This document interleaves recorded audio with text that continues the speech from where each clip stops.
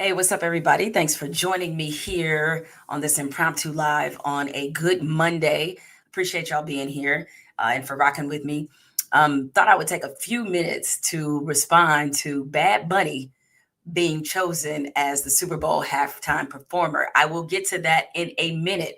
But first, I want to give a shout out to my man, the comedian Alex Thomas. He sent me this shirt. It says Black Golf Excellence. I've talked about it a few times before, but I am really, really into golf. I got lessons for my husband and I like 3 years ago because we both lived in heavy golf communities. He lived in Myrtle Beach. I lived in Orlando, Florida. Neither one of us had any desire to pick up the sticks. And he just randomly mentioned to me one day that he would love to learn how to play golf. So I thought it'd be a great activity for both of us to do. I got us golf lessons as a Christmas gift. We started, we got hooked. Now we all in and all things golf. And definitely something that I love about living where I live, that we live around a lot of courses where you see a lot of us on the course. And Alex Thomas, the comedian, he and I played in a golf tournament together, and I was in his foursome. It was the best foursome ever. It was me, him. Y'all remember Miss Parker from Friday? She was also in the foursome. She can golf. Her and her husband both can golf. So little known fact about Miss Parker from Friday, Miss Parker can get down on the green. And so anyway, Alex has this collection of black golf gear. Check it out. Go to his Instagram. I think it's like Alex Thomas the Great or something like that. But you guys can find him. He's a funny dude, and I really appreciate him looking out for me by providing me with some new and cool merch, especially about golf. Also, while we are talking about plugging things, just want to plug this YouTube page. If you like the content, if you know, like me, that doesn't mean you agree with me all the time. If you agree with me all the time, I would think you were crazy. Make sure that you click that subscribe button. As you notice, a lot of us that are in media, a lot of us Black journalists, we're choosing to go mostly, if not all the way independent, because as we have learned, and this was something that we saw long before Jimmy Kimmel, is that when it comes to attacks on free speech and attacks on journalism, those tend to hit us the hardest. We don't have the same safety net as everybody else. So you see Don Lemon, Joy Reid, Michael Harriet. If you know, subscribe, or if you frequent Substack at all, you'll notice that there's a lot. Karen Atia, who was just fired from the Washington Post because of all she did was refuse to sanitize Charlie Kirk's legacy, and she didn't really say anything. She just reposted some of his comments, and she got fired from the Washington Post. She was the last Black opinion columnist that was at the Washington Post. A lot of us are moving to the independent model because, frankly, that's really all the safety that we have. We know through our own personal experiences that these big corporations, the media legacy spaces, that's a conditional relationship. And sometimes when things get a little tough, when they have to defend us to certain people, that doesn't always happen. And so the best thing that we can do is build ourselves independently and therefore maintain the right to say what we want to say and to provide the truth and the context that you all are accustomed to seeing. So not just me, but make sure that you support all those Black journalists. I mentioned Roland Martin, another one who has been independent for a while, but this is a path a lot of us are choosing now because it's really the only safety and comfort that we have in this current media environment. All right, so let's get to the big news. The big news is during the halftime of that Dallas Green Bay game, you know, that game that we all stayed up for 4 hours that came, you know, that wound up in a tie, which no NFL game. Why? Okay, let me just get off on a quick rant real quick. In the year of our Lord, 2025, why do we still have football games ending in ties? Professional football games ending in ties. It shouldn't end with a tie, okay? You know, I understand that there are concerns sometimes about player safety and all these other issues. Should not end at a tie. This is $1 billion league. It shouldn't end in a tie. And frankly, that game was so good, not having a resolution. Because certainly there's been some other games where I'm like, can we just end this right now, even though it's tied? Yes, I understand that because they're so bad. But in the year of our Lord, 2025, we should not have NFL games that end in ties. I prefer the college method. I think the college model is great. Last one score, right? So if that game lasts to 6 a.m., that's just what it is. All right. And so no more ties. But anyway, the big news was during halftime of that game, Apple announced who was going to be the performer for Super Bowl LX, and that is Bad Bunny. And let me tell you why Bad Bunny was the right choice in a lot of ways. Bad Bunny was the right choice because, one, he's an international artist. He's a huge international artist. You can, in fact, credibly present the argument that the only two artists that are bigger than him in this moment are Beyonce and Taylor Swift. So we know he has an incredibly large audience. The NFL in this moment, like a lot of sports, are seeking to be more global. This past weekend, where did the NFL play, or where was the first game of the day? It was in Ireland between it was Pittsburgh and why am I blanking on who they played? But Pittsburgh won. Either way, they were playing in Ireland. They have games in Germany. They have games in London. The NFL is trying to have a global impact. So naturally, you pick a global impact kind of artist. And that's not to suggest that other artists are also globally, have the same global reach or have global reach. Obviously, there's a lot of artists that do. But when you look at who has global reach at sort of the top of the list or in that top 5 or near the top of the list, yeah, it's Bad Bunny. You look at the other places that the NFL is playing games. Brazil this year, as I mentioned, Ireland, Mexico City. I was like, they are playing these games in these different places because they're trying to bring the game to a different place. I think we're not that too far off with people with the NFL having a franchise that's in a different country. Like, I don't think we're very far off from that at all. And I think conservatively, that will probably happen within the next 10 years, is that the NFL will have an overseas franchise. And so this is part of their mission. We also look at the fact that, yeah, the NFL has a huge Latino fan base. And this is serving those fans as well. And there were a lot of people, and y'all knew this was going to happen. There were a lot of people who instantly were critical of the NFL doing this. And I think you probably already know who those people were. And before I get to some of the things that they said, let me just say this is like, on top of being an international artist, on top of the other reasons that I listed as the reasons why the NFL, this was their choice.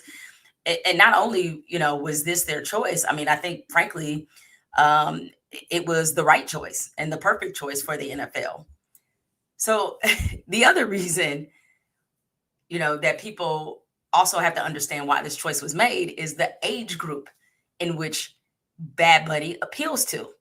There's been a lot of research done that shows that younger fans do not have the same appetite for the NFL that fans of my age have for it. A lot of it is the fact that the NFL is a long game. You're talking about a game that's going to go 3.5 hours. It can be fast paced, but that's not necessarily true of all games. But they're finding that they're having a more difficult time finding a footing with younger fans. And Bad Bunny is a Gen Z artist, as in that's the group that he has his strongest, probably the strongest part of his fan base. And so he checks all the right boxes. And for people who are like, I don't understand or aren't really familiar with his music, that the NFL is looking at this from a globalist standpoint. Now, you can debate whether or not something that is an American game at its core and at its foundation should try to do this. But let me hip you to something else is, as you notice, these sports rights fees are getting more and more expensive, billions and billions of dollars. The NFL now has Netflix, Amazon. They have streamers in the game, YouTube, which has Sunday Ticket. The price of these rights are not going down. They're going in the opposite direction. So the NFL has to create as many revenue streams and revenue possibilities as much as they can. They have to continue to add to the growth. They don't have a choice. And so this is part of their global outreach to do that. Because I do believe at some point the Super Bowl is going to be streamed. And whoever pays for the price to stream the Super Bowl is going to be the most exorbitant price that you have ever seen. And one way you set yourself up to cash in on that eventual big payday is by having people like Bad Bunny perform. Because that is completely in lockstep with where this league is going.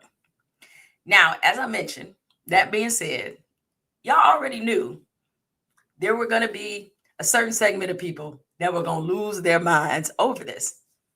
Any guesses about what segment of people that was going to be? I think you know the answer to that. Let's start with our first contestant.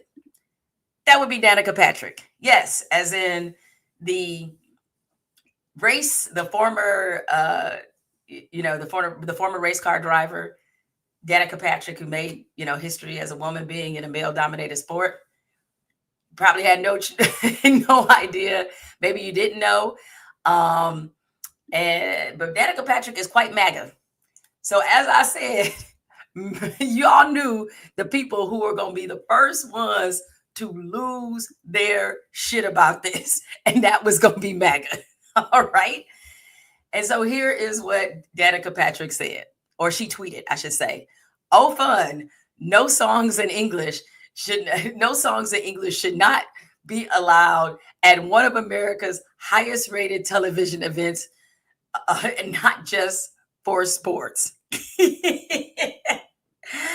All I know is this. And beneath that, by the way, she quote posted something that was originally posted by Benny Johnson, who is a major conservative, far-right influencer and podcaster, who tweeted initially, "This is Bad Bunny. He was just announced at the 2026 Super Bowl halftime show. Massive Trump hater and anti-ICE activist. No songs in English. He even canceled his entire U.S. tour for this reason."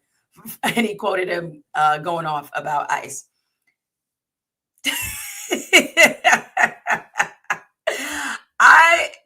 You know what?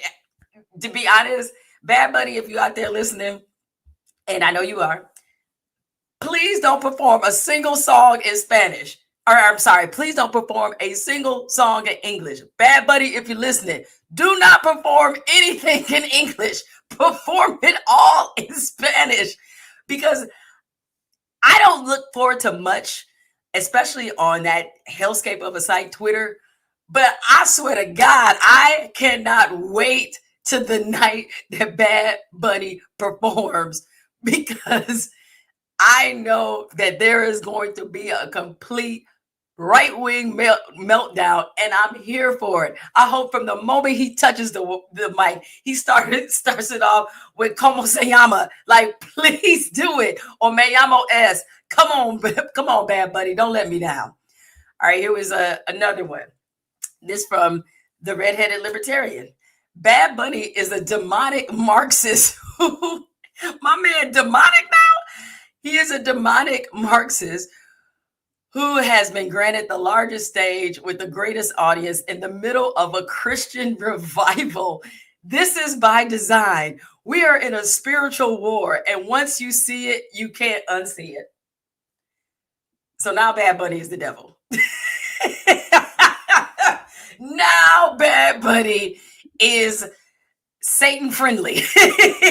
He's pro-Satan. Okay. Do these people hear themselves?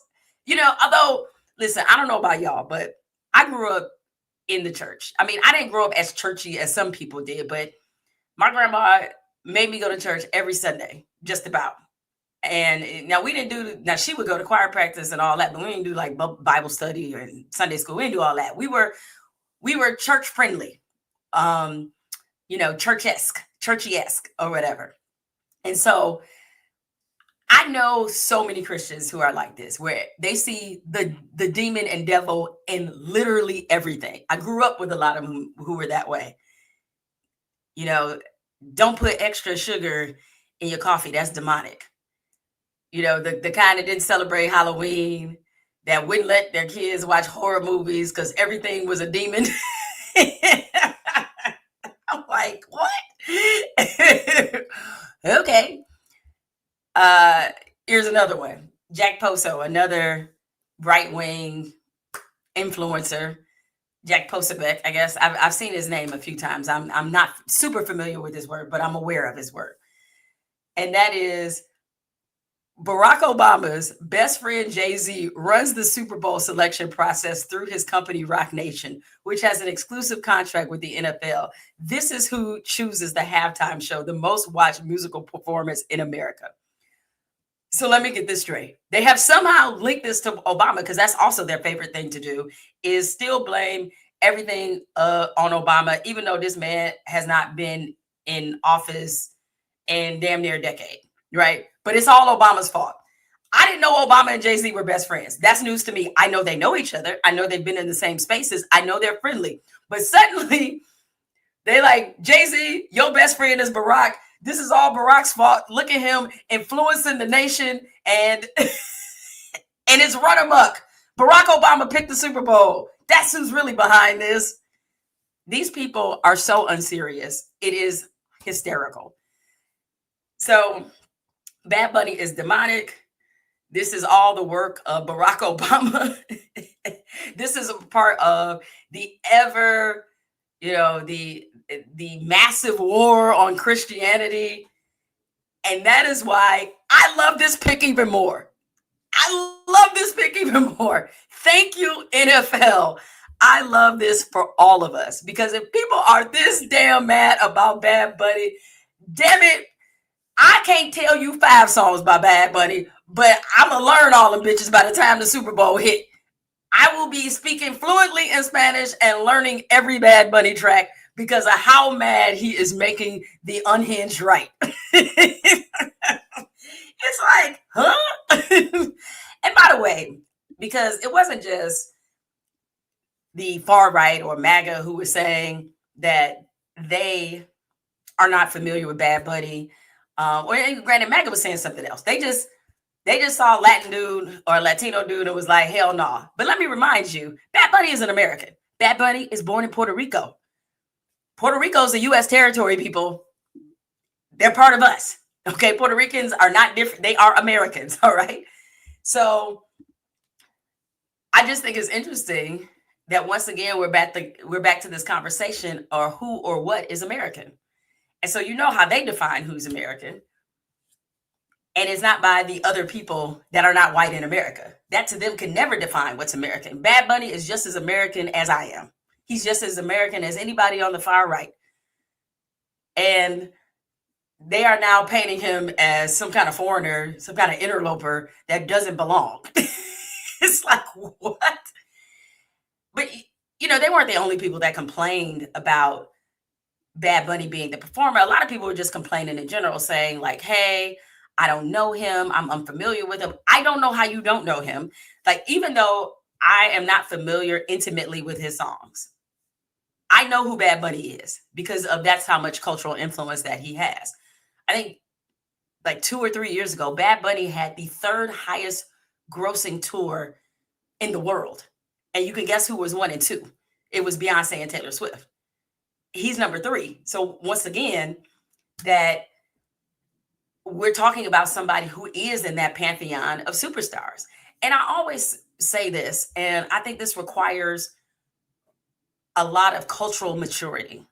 Everything ain't got to be for you. And unfortunately, there's a lot of white people in this country who are so used to all of their tastes, their likes, their dislikes being centered that the moment something doesn't center them, they lose their mind. I'm okay with being unfamiliar with something and wanting to learn about it. It's called curiosity. I'm curious about other cultures. I'm curious about other people. Everything doesn't have to be about me. We had Kendrick Lamar last year. A few years ago, we had Snoop and Eminem and 50 Cent perform the first hip hop Super Bowl halftime show. That was fine. A lot of them complained about that too. And I think this is part of an overall anti-intellectualism that seems to be becoming more celebrated in this country. That it's okay to not learn. It's okay to be dumb. It's okay to not want to be curious about other cultures. Like, that's part of the experience of being a human being. That's the part we should actually embrace and look forward to. Because now some of us are going to be forced to find out who this dude is. And some of us actually might be forced to use that Spanish y'all learned in high school when it was a requirement to graduate. I might have to go back to that Spanish book. And that's okay. There's nothing wrong with that. It's not costing me any money. It's not going to take away from who I feel I am. Learning about the culture and history of another person is doing nothing. Frankly, in this country, a lot of us need to learn a lot more about Puerto Rico. And if Bad Bunny is that entry point to do that, then so be it. Now, I know probably the larger issue, or one of the issues that MAGA is having with this, because after you had Kendrick, like I mentioned, we had the all halftime or the all hip hop halftime show before, have even gone in the direction of Latino artists with Shakira and J-Lo. They also performed recently during the halftime, during the Super Bowl halftime in the last like 5-6 years. I forget exactly what years they were. The thing is, I'm sure there were some white people who were like, I know we're going to get one. Can we get a Jelly Roll? We going to get a Post Malone, a Morgan Wallen, or something? Like, ain't it her turn? Can we get something? And JC was like, no, it ain't y'all turn. Not yet, sorry. Wait till next year.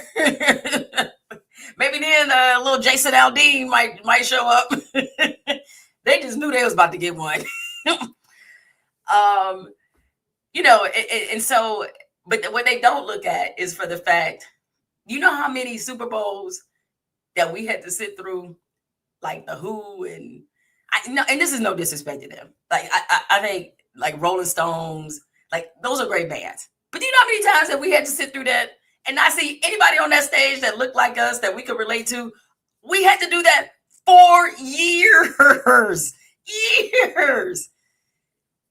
And so now that Jay-Z has curated halftime experiences that are a little more cultural, suddenly some folks got a problem with it. And it's just interesting to see. Now, I think their larger issue, because like, look, any of these performers that I named that have performed in the past, and by the way, I feel like I need to say this in the middle of this conversation.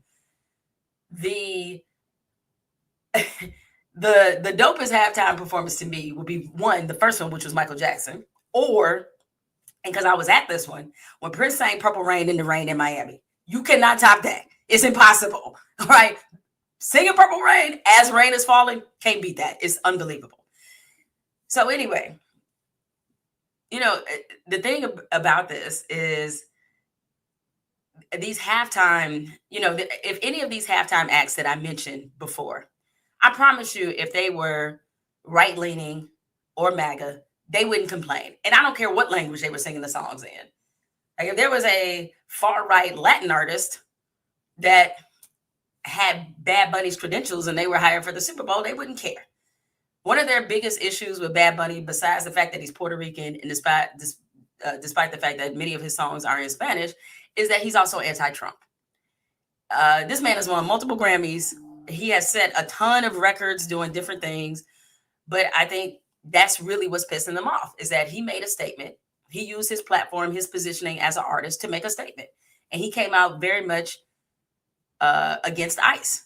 And he chose with his last tour to do a residency in Puerto Rico to support his, to support his people, because he knows that he can bring influence and money, boost the economy. He chose to use his platform that way and say, I'm not touring in the United States, because he felt like many of his fans would be put at risk, because for sure ICE would have showed up to his concerts, much like ICE showed up to Dolphins games and they showed up to other sporting events where they know there will be a heavy Latino presence, and they're coming there to terrorize people. And so he did not want to put his fans at risk. And I think instead of blaming Bad Bunny for that, that's not anti-ICE. That's one, looking out for the people that support you. And yeah, he has a good reason to be anti-ICE, because if his name wasn't Bad Bunny, or apparently it doesn't matter if it is, I promise you, there are now places in America that Bad Bunny can't walk around, even though, again, he's an American citizen. I guarantee you Bad Bunny would get harassed by ICE, especially now that via the Supreme Court, we made it completely legal to racially profile people again. It's his people who look like him who are at risk. I mean, everybody's at risk in a lot of ways, but especially people who look like him. And he knew that, and he chose not to tour in the United States. And so that's what's really pissing them off about the selection of Bad Bunny, because this is somebody who has been quite open about his disdain for things that they idolize. Now, for them to call him anti-ICE is really interesting. And somebody, I saw another post, I think may have been within one of the tweets that I posted, where they said that he was for open borders. We don't know that Bad Bunny's for open borders. He's just anti-ICE. He's just because of the way you look at where you work, somebody should be able to slam you to the ground or pull you through your car. Like that's what he's anti. He's anti-racial profiling and anti-demonizing people who look like him. And there's a lot of humanity in that. And I applaud, Bad Bunny for using his platform in that way, because it'd be really easy for him to still tour in the United States and still make a ton of money and still, and still continue to, bolster his American presence. Like that would have been the easiest thing in the world to do. And guess what? If he decided to do that, he probably wouldn't have faced any backlash. Nobody would have complained that Bad Bunny was touring in America. But he chose to stand for something different. And that's the part that they really don't like. So I put them in the camp with all the people who, all the MAGA folks who burned their Nikes over Colin Kaepernick, who swore when he protested they weren't watching, who have been boycotting the NFL because they opened the season by singing America the Beautiful and also lift every voice and sing. All y'all in the same camp, which means your ass gonna be watching the Super Bowl halftime show just like 100 plus other million people around the world. Because they talk a good game, and at the end of the day, you look at the NFL ratings and see that their complaints don't add to much. They're gonna be watching just to be mad. They're gonna be sitting there angry as hell, eating 7-layer dip, mad as hell that Bad Bunny is singing in Spanish. Be angry. I love this for you.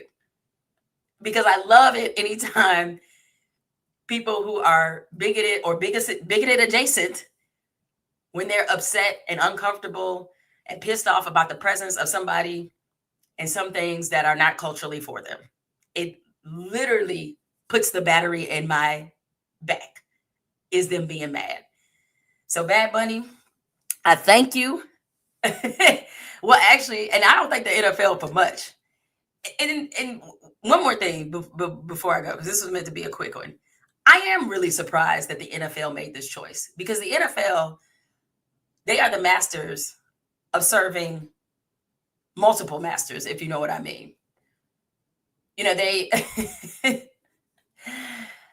they took out the end racism and all the little cute little benign pointless slogans that they had put in the end zones in their post-racial era of the NFL, post George Floyd, trying to show and prove that they stood with the people as it related to racial and social injustice. And they took all those things out of the end zone because maybe racism ended. I don't know. Maybe they know something that I don't. But they did it because they were trying to appease a certain kind of fans. But the NFL has really surprised me with this one, because now, granted, they left Jay-Z. They only deserve so much credit because Jay-Z is the one who's curating the halftime Super Bowl. But they gave him enough autonomy, and I'm sure that was part of the deal, that he gets complete autonomy to pick who he wants to pick. And the NFL, probably doesn't have a whole lot of influence over who that is. I am super curious. So, the NFL does deserve, I guess, some credit for putting Jay-Z in that position and giving him the autonomy to curate these selections. But I am super curious as to how the NFL handles this conservative backlash to Bad Bunny being chosen. they're a go along, get along kind of league. But, there are some conservative commentators who I've seen who have theorized that the NFL is going to pull Bad Bunny because of the reaction. Once again, last year, Kendrick Lamar, 133 million people watched the halftime show. The NFL is probably not pulling a damn thing, because the people that they want to watch this and the people they want to appeal to aren't the people who are complaining about it. You just got to sit this one out, even though, as I said, I know you're going to be sitting there with your 7-layer dip and your taquitos, just being angry, watching this man sing lovely reggaeton in Spanish. It's going to be the highlight of my 2026, and they ain't even here yet. So, yeah. Anyway, I just dropped in to give you a couple thoughts on that. Good choice by the NFL. Makes a lot of sense in terms of their business model. And, I see a couple of you in the comments. Let me address this one. Viewership might actually suffer. It's not going to suffer, dude. It's 130. I promise you, if I'm wrong, y'all can tell me. Well over 100 million people are going to watch this halftime Super Bowl. Well over. Do you know how many fans Bad Bunny has worldwide? They're going to tune it. They might not watch. They won't watch anything else that happens quarters 1, 2, 3, and 4. But they're going to watch that 20, 30 minutes. Trust me. They're going to get exactly what they want out of this. So, sorry, that it's not going to suffer. And I think the NFL knows that, which is why they're probably pretty content with, or they're fine with whatever this backlash is. So they can fine be mad Benny Johnson, be mad Danica Patrick. They don't care.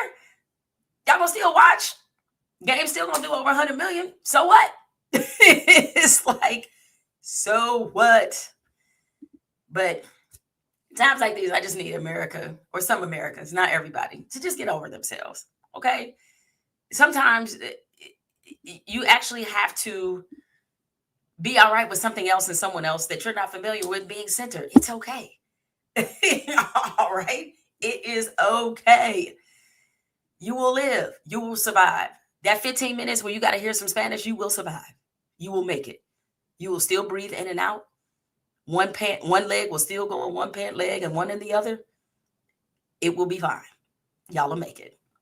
Anyway, thanks for hanging out with me for this short little live edition. I love using these lives to react to breaking news and things that are happening or whatever on my mind. So again, you can expect more of this. As I said before at the top of this broadcast, make sure that you click subscribe on the way out. That support means everything. It is what allows me to continue to speak my mind, knowing that I have the support of you guys. So I truly, truly appreciate it. And I'll see y'all real soon.